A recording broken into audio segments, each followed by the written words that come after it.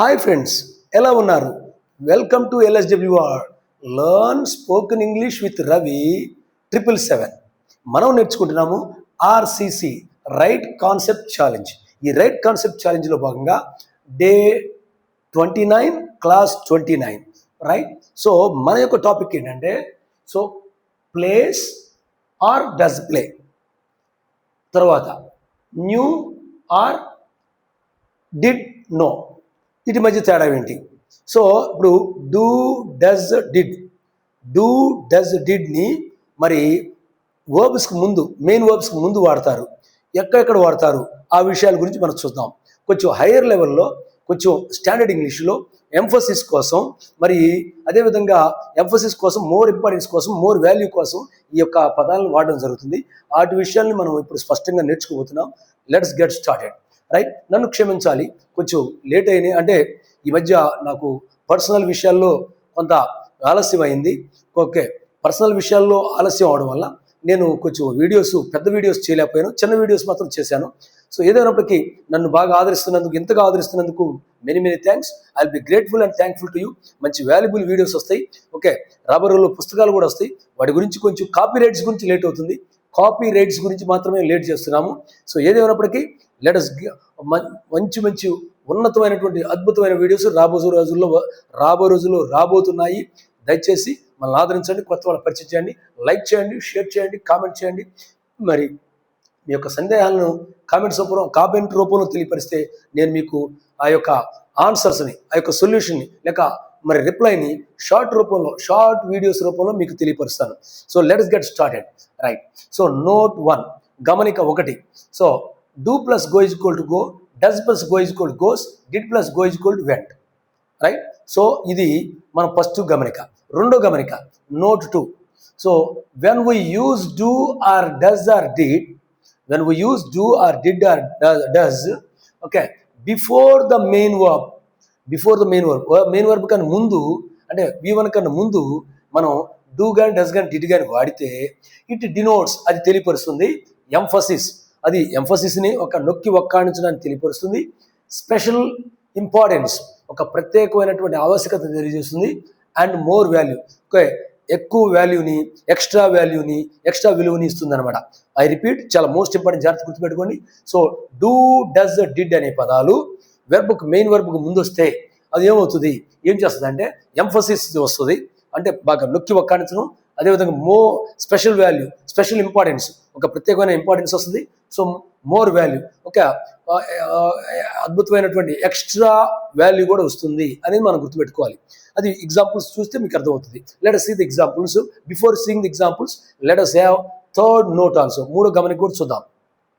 When we use do or does or did before the subject, the sentence becomes a question which ends with a question mark.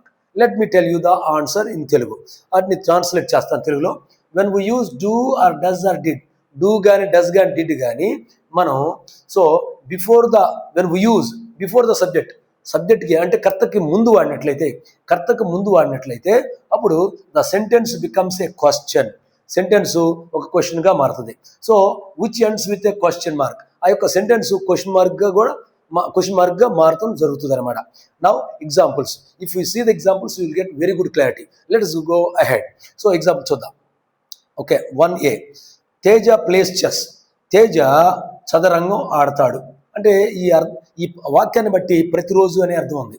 So ఈ వాక్యాన్ని బట్టి ప్రతిరోజు అని అర్థం ఉంది కాబట్టి నేను బ్రాకెట్లో ప్రతిరోజు అని రాశాను. So Teja plays chess.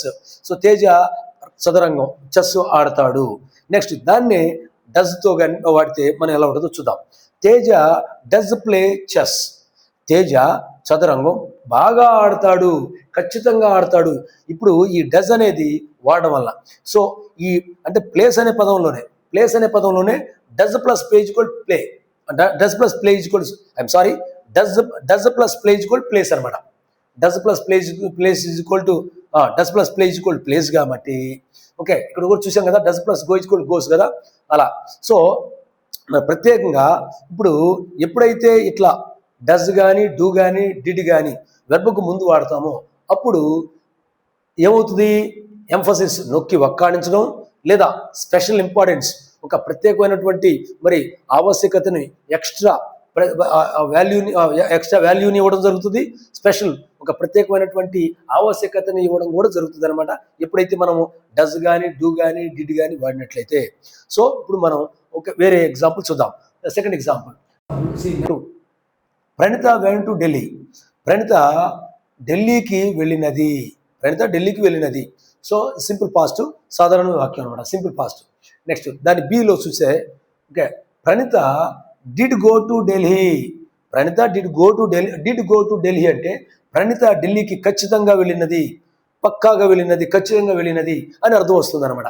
So ఈ డిడ్ వాడడం వల్ల ఖచ్చితంగా అని అర్థం వస్తుంది. Did plus go equal to vent, కానీ అర్థంలో మాత్రం కొంచెం వ్యత్యాసం వస్తుంది, గమనించాలి. చెప్పే కదా అర్థం, emphasis, more value and special importance, ఈ 3 గుర్తుపెట్టుకోండి. తర్వాత so 3A, they know English. వారికి ఇంగ్లీషు తెలుసు, వారికి ఇంగ్లీషు వచ్చు, సాధారణ వాక్యం. ఓకేనా. నెక్స్ట్ దాన్ని బిలో చూస్తే దే డూ నో ఇంగ్లీష్. వారికి ఇంగ్లీషు బాగా తెలుసు, వారికి ఇంగ్లీషు బాగా వచ్చు. సో ఈ డూ ప్లస్ నో వాడడం వల్ల బాగా అని అర్థం వస్తుంది. డూని సపరేట్గా వాడడం వల్ల బాగా అని అర్థం వస్తుంది. నెక్స్ట్ 4Aలో షీ హ్యాజ్ వాల్యూస్. ఆమెకు విలువలు ఉన్నాయి, ఆమె విలువలు కలిగి ఉన్నది. దాన్ని డస్తో వాడితే షీ డస్ హ్యావ్ వాల్యూస్. ఆమె కొన్ని విలువలు తప్పనిసరిగా కలిగి ఉన్నది, ఆమె విలువలను తప్పనిసరిగా, ఈ డస్ వాడడం వల్ల తప్పనిసరిగా కలిగి ఉన్నది అని అర్థం వస్తుంది. సో ఆఖరిగా 5వ చూద్దాం. 5A, you have a car. నీవు ఒక కారును కలిగి ఉన్నావు, సాధారణ వాక్యం, సింపుల్ ప్రెజెంట్ సాధారణ వాక్యం.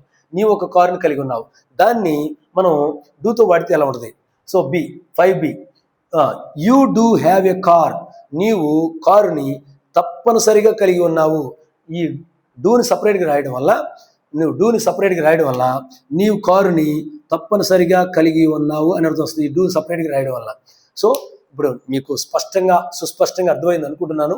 ఏం లేదు, క్లియర్గా డూ కానీ డస్ కానీ డిడ్ కానీ వెర్బకు ముందు వాడినట్లయితే, ఓకే, అది okay, emphasis, special importance, more value అని అర్థాలు వస్తాయి.